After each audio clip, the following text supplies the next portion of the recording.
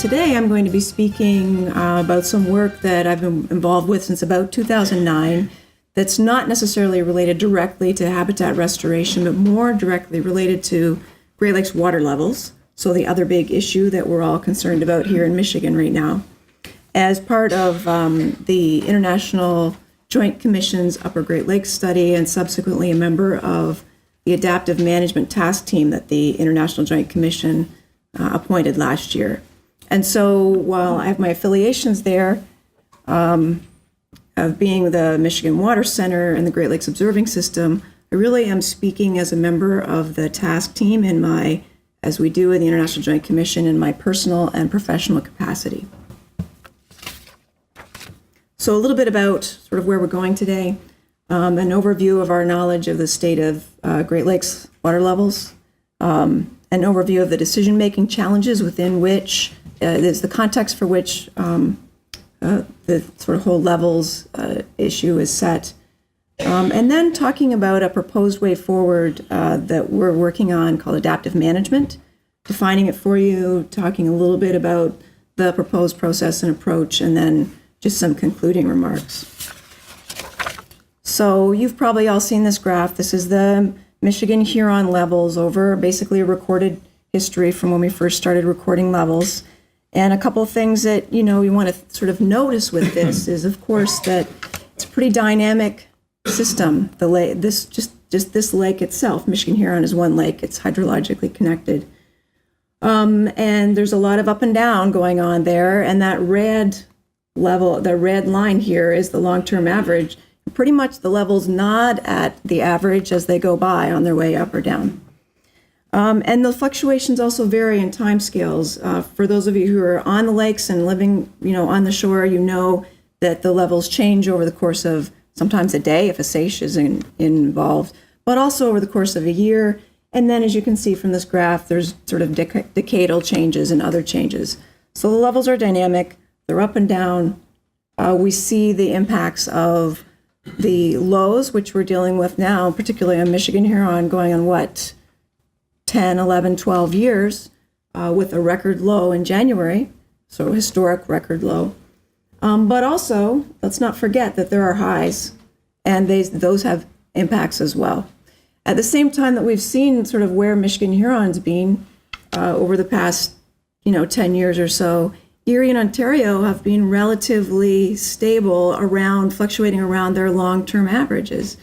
And so when you're talking about managing Great Lakes levels and thinking about the system, one size does not necessarily fit all. And then let's throw into it some uncertainties. I think that sort of one of the takeaways from the invasive species talk that Dr. Jones just gave was the uncertainty of what might happen with Asian carp when they enter the region. And one thing we're pretty certain about is the uncertainty about what does our future climate look like in terms of the supply of water that's available to the Great Lakes. Some projections are showing wetter, so therefore higher water levels in the future. Some projections are showing significantly higher, all over the board. So uncertainty is really the takeaway message from this. And the fact is, many of these are very plausible forecasts. That is, they're showing up in different ways of thinking about what future climate scenarios would look like. So on top of that uncertainty, we have the complexity of making decisions along the shore.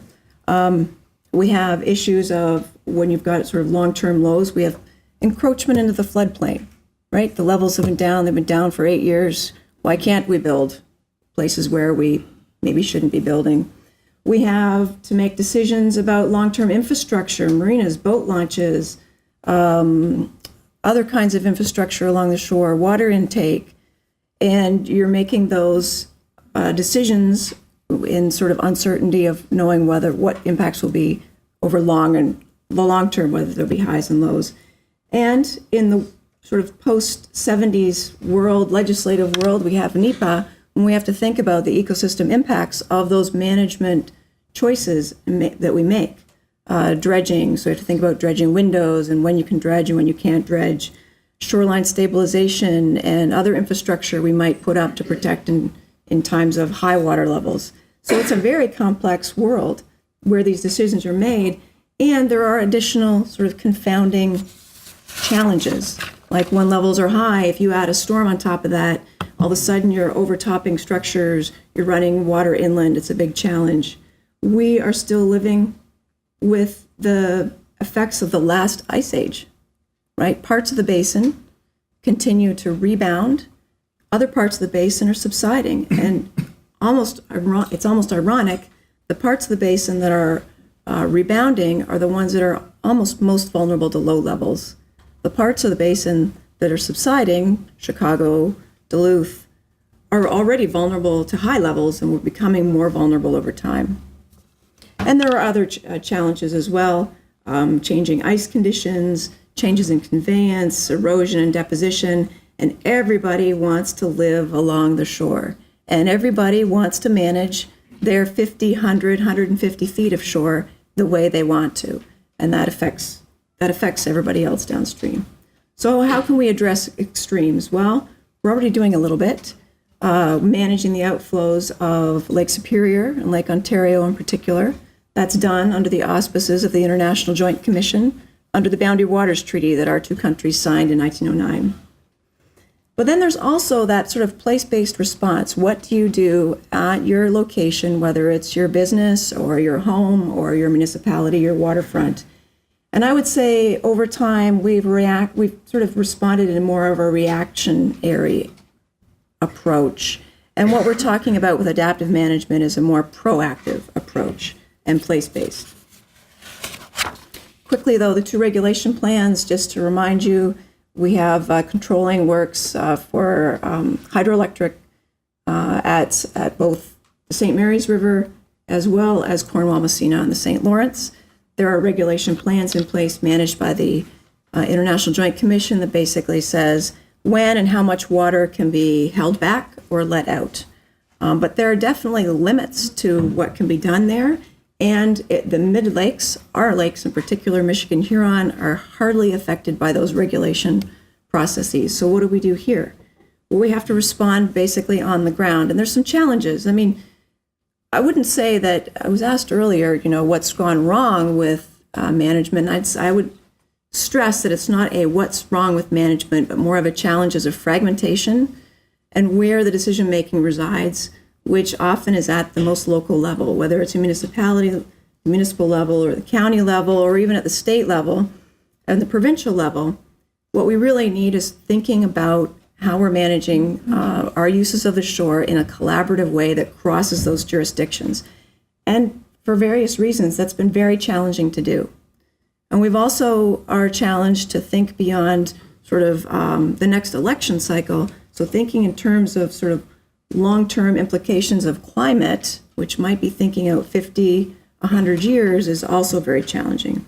So what we're proposing is a coordinated approach to coordinate the science and then work with those agencies that have decision-making authority to work toward an optimal coordinated solutions for the lakes that aren't regulated. So we're talking about adaptive management. So what's adaptive here? We're talking about a structured, iterative process for continually improving management results by learning from the outcomes of previous policies and practices. So this little diagram here shows, you make a decision, you act, you monitor, you evaluate, you learn from it, and you adjust. And that's really key to a sort of a long-term approach to what we're talking about here. But I think one of the big things we need to really think about is the management side of it, the institutional arrangements required to make it work on the scale we're talking about. And that, at the heart of it, is collaboration, just because of the fragmentation of the authorities that exist. So our proposed adaptive management plan is a new approach addressing water level issues. It's intensely collaborative in nature. We're talking about coordination, working on sharing information and data, on developing adaptive strategies together, on measuring success, and sharing. to, share successes across jurisdictions, with the goal being better decision-making that reduces risk in the face of uncertainty for our communities and the risk that's associated with extreme water levels. Components of the plan here, we're talking about sort of two elements. There's the regulation plans for Lake Superior and Lake Ontario that these will apply to. But then we're also talking about support for other decision-making along the coast. And what I really want to emphasize here is this outreach and engagement piece, the engagement piece in particular, which implies a two-way conversation. So it's not just a bunch of scientists getting together and saying, here's some data and information, use it, but more, hey, decision makers, what decisions are you making? Where are you making them? What frequency are you making them with? What are you using right now? What kind of information? How can we help? Given sort of what the kinds of information we have and the modeling we're doing, how can we help improve your decision making? So we're talking about an iterative two-way process here.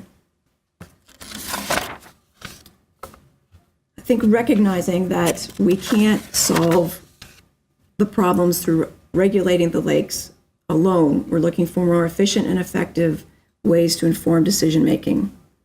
Ongoing evaluation of the adaptive management plans for the lakes and ongoing support for collaboration across the jurisdictions.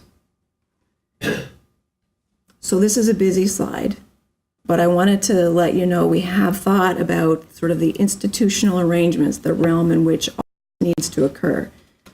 And we recognize that this Great Lakes region is already very dense in organizations, in governance bodies. And so the idea of what we proposed is to make it as light as possible, just do that additional level of coordination. So these groups already exist. These are the boards that have regulatory authority. We're talking about a committee that would support the boards and provide ongoing evaluation of the regulation plans, talking about tracking critical performance indicators to make sure the regulation plans are working the way they're supposed to. Adding a levels advisory board, which would coordinate and provide policy and strategic direction and guidance, working with the many agencies and organizations that are out there already doing a lot of this work and coordinating them, encouraging them to spend resources that they might otherwise spend in more of a stove-type decision-making fashion, broadening that and thinking about how you can support greater decision-making by just tweaking what it is you're spending your resources on. Perhaps it's a modeling activity, perhaps it's a monitoring activity and sharing data. They would coordinate a network or a series of networks. It's like a network of networks, less formal than standing committees. Really, as issues come up, experts from the region and from regional organizations and agencies would be pulled in and work on particular issues. And then they would be able to go back and do their whatever it is they were doing before they were pulled in. Finally, because we're talking about something that's really, we feel new on the scale we're talking about, we need some proofs of concept. So we're talking about potentially having some pilot projects where we can see how are things working, how is this iteration working, how are we coordinating in a specific place with some specific issues, how are we coordinating across agencies and organizations. So this plan, I mentioned our task team. I'm a member of the task team, but it's in standard International Joint Commission fashion, a balanced U.S. and Canadian team with representation. Although we're there in our personal and professional capacities, people are seconded out of their agencies and organizations. So federal on both sides, state and provincial representation, important local participation from conservation authorities on the Canadian side, those of us from the Great Lakes Observing System on the U.S. side. Worked through this process. We had a large group of advisors from pretty much all the agencies and organizations that have a stake in this kind of issue.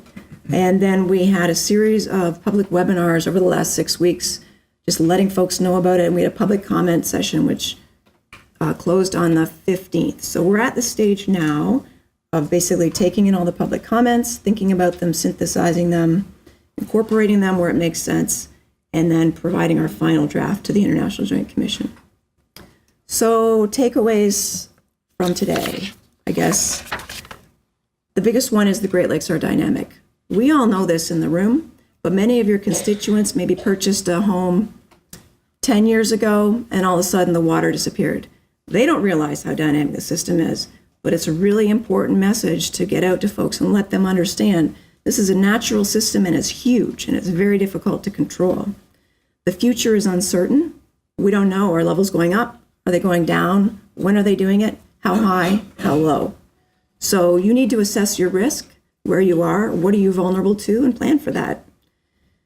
Decision making is complex and it's getting more complex. It's complex because we don't have unlimited resources. We don't have unlimited options. There are certain things we can and cannot do. And so one way forward is this collaborative adaptive management approach that we're proposing. And we're looking for people to think about it and respond to it. So I'm looking forward to seeing the comments. I'm hoping to see a lot of constructive, positive criticisms that will help us make what we're talking about stronger. Thank you.